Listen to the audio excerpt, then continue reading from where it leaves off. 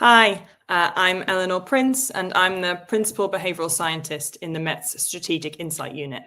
For my talk at this year's Global EBP conference, I'm going to talk about how behavioural science can be used upstream to tackle policing priorities.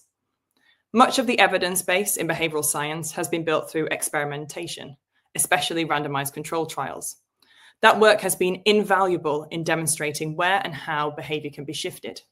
But when it comes to tackling complex, strategic, or system-level challenges, the kind we often see in policing and public policy, it often becomes clear that the real difficulties lie earlier, in defining the problem in behavioural terms to begin with.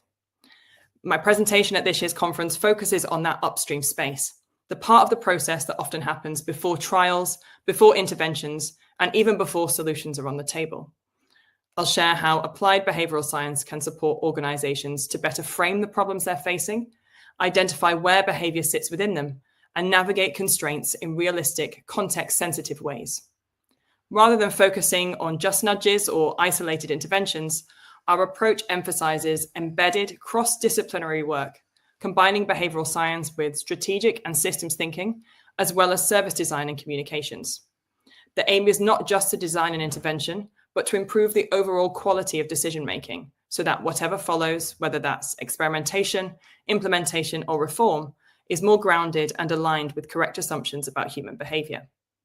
I'll walk through a few recent examples from our work in the SRU, showing how behavioural framing helped shift how problems were understood, what solutions were considered, and how we created change.